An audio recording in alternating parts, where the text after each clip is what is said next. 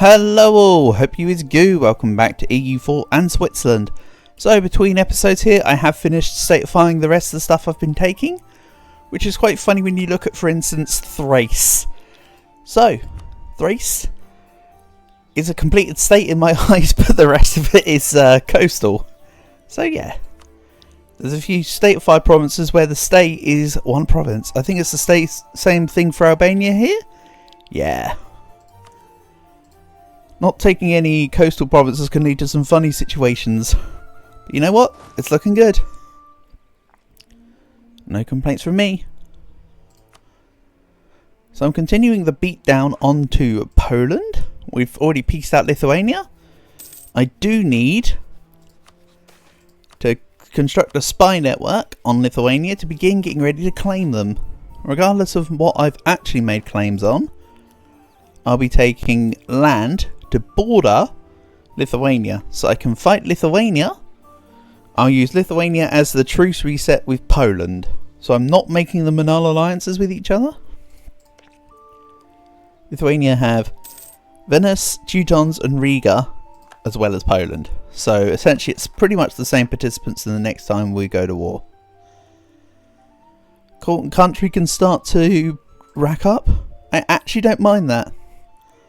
Activity of at least 50, unrest of at least 1. Good. Can be stopped by unrest lower than 1. So at least 3 have less than 50 absolutism. So I need to wait a couple years. I actually want court and country to fire here. It will just give me extra absolutism max. My Swiss Home Guard will deal with any and all like rebels regarding the court and country, but it's a rather easy quote unquote disaster to navigate.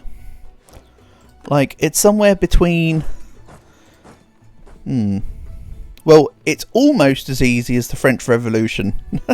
The French Revolution was a very easy event to navigate. It was just wait and become revolutionary France. So it's somewhere between that and the crisis of the Ming dynasty, which I do have a kind of miniature strat for. I can put together some. I could do like a Copium War series if you want to see how I have found a way to sort of easily navigate, let's say, the crisis of the Ming dynasty.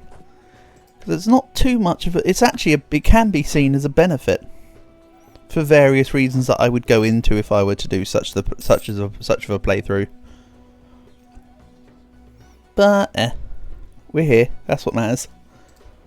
Looming disaster is intended. I'm still not spending money on statifying everything. I'm just leaving it all in half states until I finish economic ideas. Really? So anyway, I can proc this. Stability less than 1. I mean, I want the stability so that I can get my prosperity, but I do have infrastructure. Let's bear that in mind. So I could always the reason why I say that is because I could tank my stability by 1 and be fine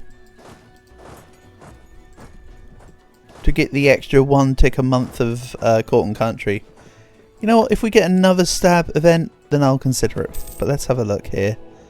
For now, I want the Sanctioned Dynasty. And I would love levy church tax, actually. National tax modifier. Sign me up.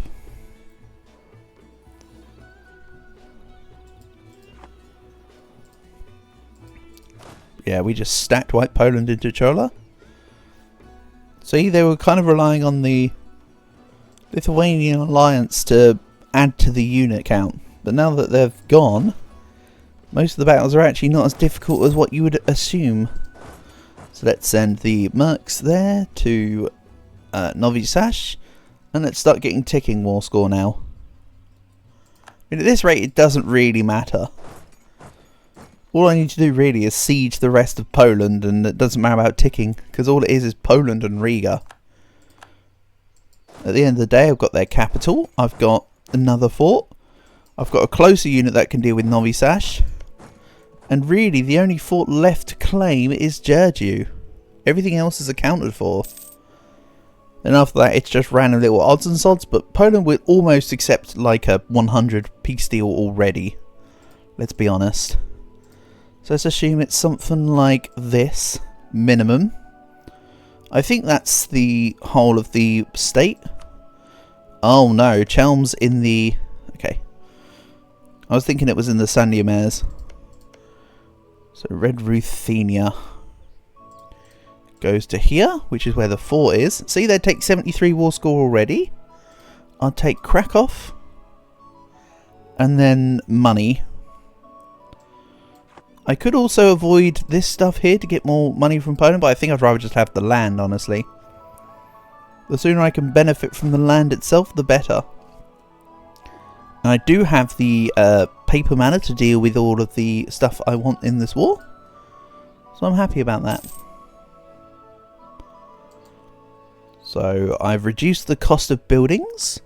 Let's make a couple more manufactories. And when I say a couple more, like a third of my total remaining manufactories to build.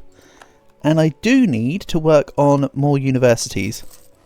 Even though I'm still sure that, much like normal, the Enlightenment will go to someone like... I'm feeling Jambi. I'm feeling either Tondo or Jambi will get the Enlightenment. I don't know if we'll play... I don't know if the run will go to 1700 at this rate. Because we're about to totally spike up in, like, money from finishing economic. And, of course, well, the churches are whatever, but you get extra production efficiency some point soon, right? 21. We might be going to 1700. It depends. I do want admin, admin 24 to get bonds and tontines. So I imagine that we might just see the 18th century in. If I'm still not economic hegemon, all my borders look absolutely just poop. Again, I have a multiple choice win con for this campaign.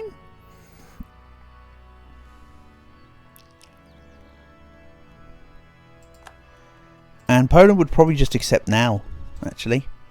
Yeah, give me your money. Excellent.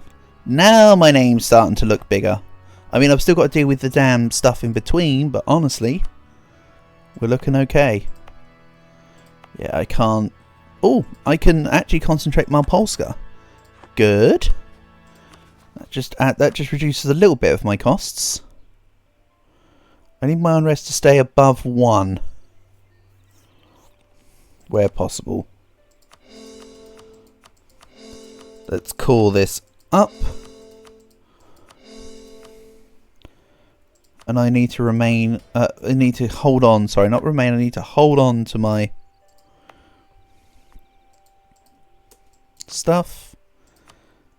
And my prosperity here is decreasing because devastation in Paris. Didn't I... Okay, I need to put a fort in here. I thought I was planning to put a fort in and around Paris. Clearly it's not the case. But let's maybe just go to Paris itself. Remove the devastation, even though it wasn't far away from being removed. I mean, it is a paper province, so the extra bird mana clicks isn't exactly going to hurt me. Poland's no longer a valid rival. They're now in 2 parts. And hey, isn't this looking more like modern day Poland borders now? Ever so slightly. Like, not entirely, but it's starting to look more like it. Unless my geography is poop and I'm totally wrong. Which is very possible.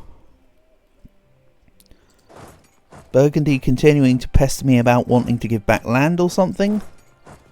No. It's probably the Hungarian land that I took from Poland, which is still considered empire, that they want. My answer is no. Get out here. Go away. Meanwhile, Lithuania, Teutonic Order, Venice. So I will need a couple units down here. Venice have precisely 2 provinces I'm allowed to take. Before I said it was just Zagreb, but actually I spoke wrong. It's also Verona. I can take Verona and Zagreb in 1 war. And then I never need to fight Venice again. Meanwhile, we're still riding about 700 aggressive expansion with everyone. So it's looking pretty good. This really is a great example of aggressive expansion is just a number. Ooh, 5 siege. I can't. I wish I could put it on a better army, but you know what? You do you. Right, we'll just drill here. And these guys can go sit over here. I'd probably need to drag another unit towards the Venetian lands. Or I can just create more armies. It's very easy to levy extra armies for me.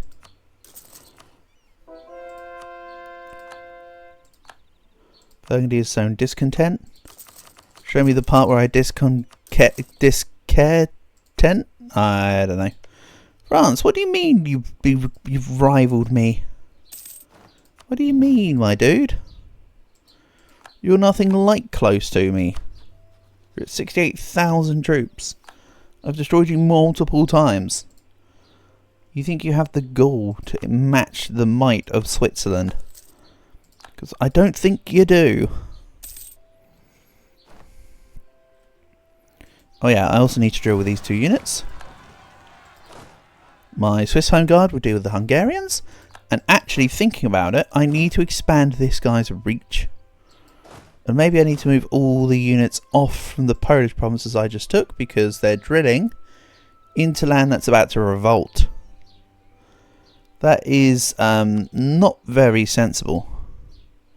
When have I ever been sensible? Keep going. I think that's fine. Also, plus the separatists. Oh, Kievian separatists. I was going to say all the separatists would rise up via Krakow, but they're different culture, so it would be that they'd proc up in, say, Lemberg or somewhere. Ooh, this province is a coal potential province. And it's died by default, so that's pretty good, actually. I can get behind that.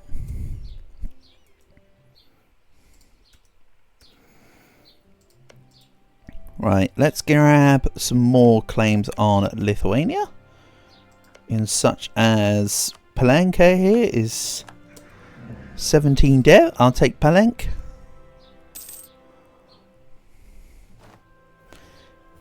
Yeah, now we're cooking. I mean, Russia's name has disappeared off to the side here.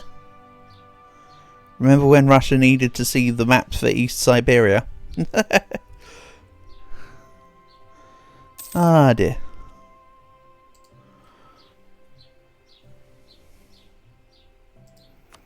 Let's continue to build more manufactories. And my truce with Lithuania ends in 4 years' time. And yes, we're literally just going to drill and chill until that point. Come on, Corton country. One of the following must be true. Stability at least... unrest lower than 1. So I need to kind of... I could just not call the provinces, actually. You know, I've already gone beyond 10% though. The cores finish in 2 years' time. Which is more than enough time for Court and Country. Court and the Country is going to take another 11 months. Perfect. I can get the Court and Country disaster to fire just before I finish up my cores. So this is indeed a campaign where you actually see me go through the Court and Country. It's pretty easy. You just kind of... It's a disaster where you basically just wait 20 years and then reap your rewards. Basically. Gotta say though, the fact that Switzerland don't get any bonuses in here is an affront to our great nation.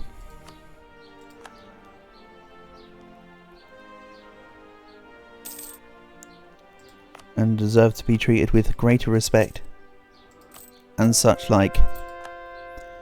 Also, my corruption loans would now be worth 1,300 ducats. That's still less than 10 months worth of income. If I wasn't earning so much extra income, it would be more worth it just to do do corruption loans and such, but in this campaign it's actually not, considering that we are purely focusing on the economy here, putting me way above what the stuff would do. However, in certain campaigns where you're just constantly expanding but getting not as much actual income, your dev would bring your loans up, like you conquer loads, and so your like loan default size is pretty big, despite the fact your income is fairly small. And it's like you can sit and work out, is it more worth it to buy down the corruption, or is it worth it to just let your income naturally come in? As you can see, and as I've mentioned, this is definitely a campaign where it's like, just let your income do the work. Next up is inflation reduction. Excellent stuff. Oh, good, because my inflation's kind of high. I know I've had some bad inflation events and stuff. Can I maybe get a Master of the Mint in here now? Let's try re-rolling for a better advisor. The ideal here would be a malleable Master of the Mint.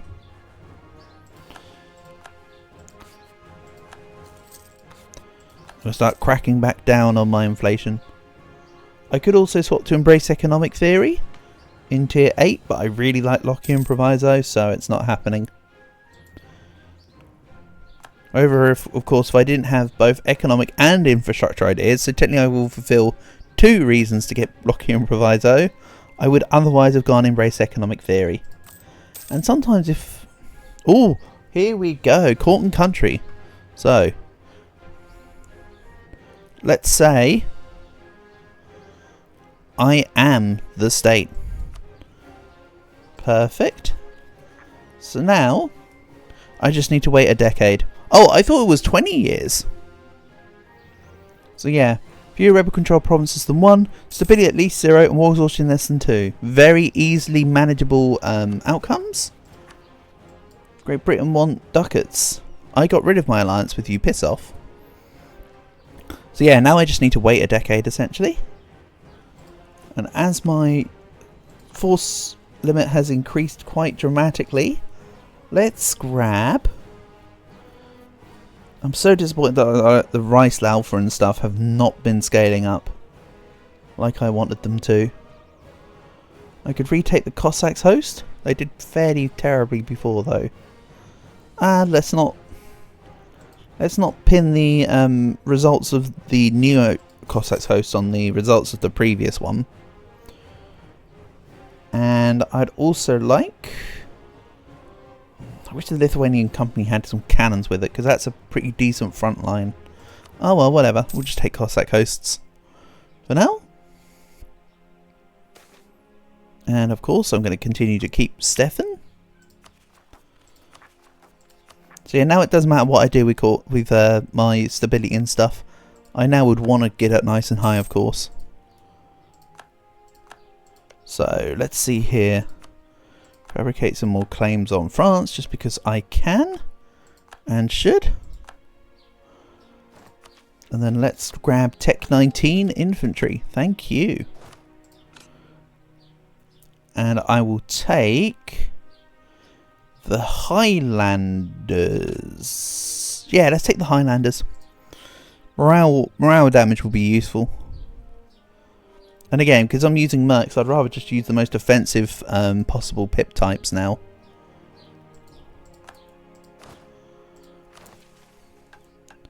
So let's go for standardized uniforms.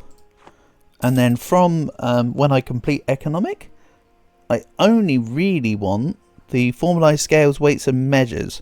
I might also take the financial miracle act. I definitely want the tax modifier and Republican tradition is the outcome there.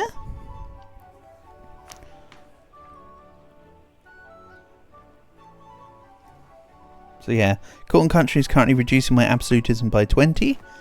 But after this next decade, of course, I'll then get, I believe it's plus 30. So it's an overall swing of like 40 extra. Of course, you lose 10 now, but you gain extra 30 later. Let's say Haute Poitou. Have I done the nobility recently? I thought the last time I did one was burghers. Nobility. Diet held was until 1635. Okay, so last time was nobility. I'm not going to put in the diet call yet. I might do later. Let's have a look here. Gain absolutism and manpower. Or instead gain Republican tradition and prestige. Let's give it a month tick so I've got the money. And we'll reward the loyalty. Because then I don't have to spend my sword mana on getting back my Republican tradition at this moment in time. Oh! Nice. An extra event just on the side. Let's say we need loyal soldiers. It's only manpower. A little bit of army tradition. Because I've been doing as close as damn it to non-stop wars as possible. My troops are actually fairly good on the army tradition. You know, my mercs are fairly good on the army tradition, not my soldiers. They're not really mine, they're everybody else's soldiers, I suppose. It's the point of mercenaries. So the next reform is the last one. The question is, strengthen executive power or reinforce Republican values? This one's a no. Even though I am interested in the expand administration cost reduction to make it even cheaper. But I don't think I will. Yeah, I think it might be strengthen executive powers actually. The more, I don't know, the reinforced Republican values lets me get another free policy in. That doesn't matter as much, but it would be just nice to have. Rebels everywhere. Go for my minions. It's almost like I have a mercenary army specifically for this purpose. I mean, that's a lot of them.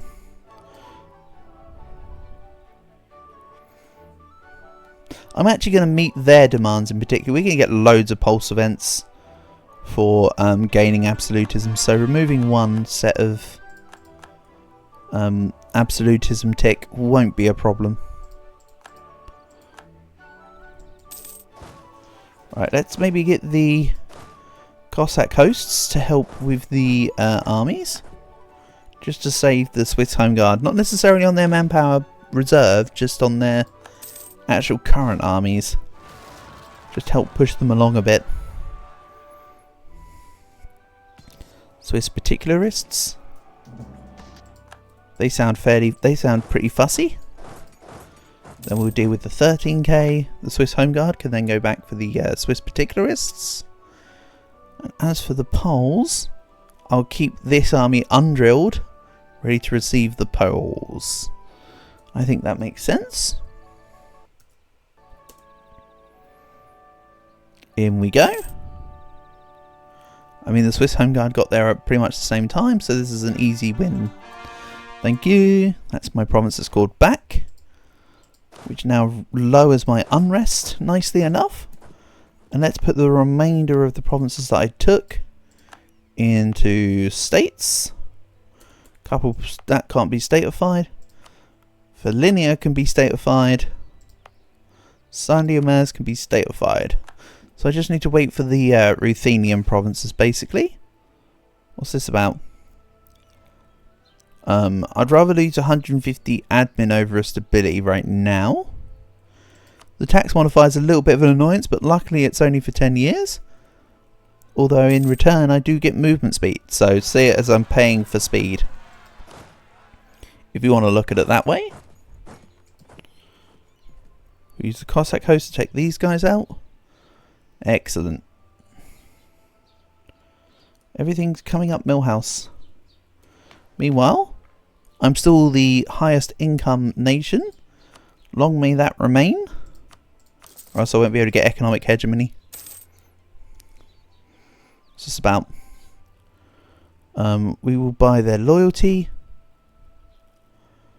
Whatever. Just give me the 19 separatists. And the separatism in provinces I really don't mind. And in the meantime, I'll take the extra mercantilism for extra provincial trading power. Amongst other things such as steering. But for me, mercantilism is great for the provincial trade power right now. The power struggle of the Ottoman Empire, yeah. Because they suck. Get wrecked, Ottomans. Get wrecked, Otterdurfs, with your 200,000 men. Like you're being outperformed by Switzerland. When you even have offensive giving you extra force limit. And your ideas giving you extra force limits. Like, damn.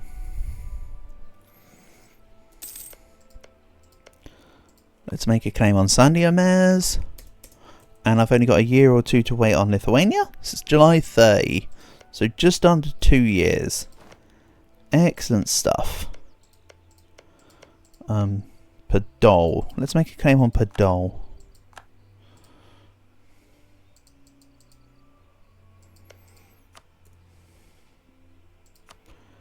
And then let's actually reduce my gov cap usage.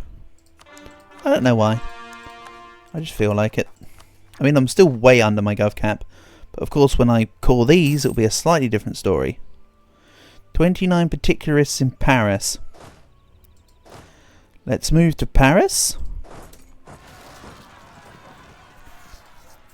Which actually has a fairly decent supply limit at the moment. And yeah, my Swiss Home Guard can go deal with the Kievan separatists. Truce of the Pope is over, but I have no more reason to fight the Pope unless they manage to regain their inland provinces out here in Perugia and Spoleto.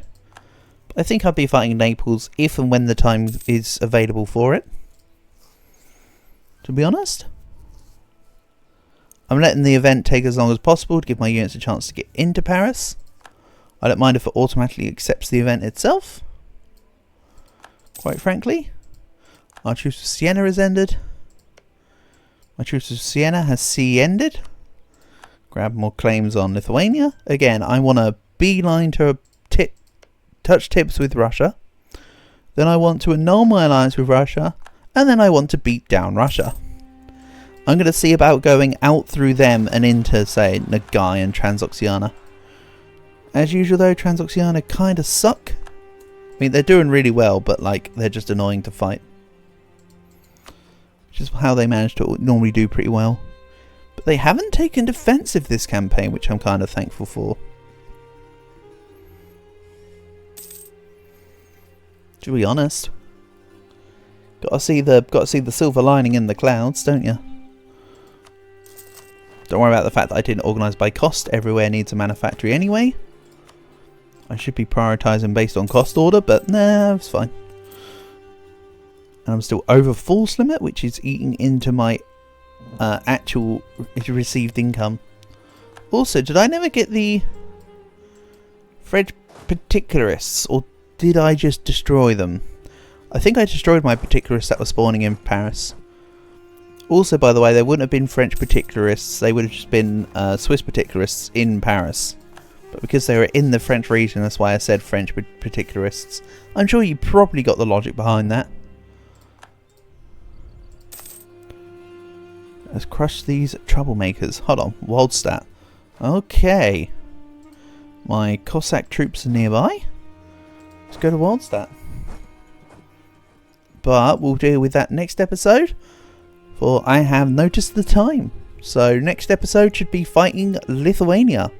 So for now, thank you for watching, and I'll catch you again soon.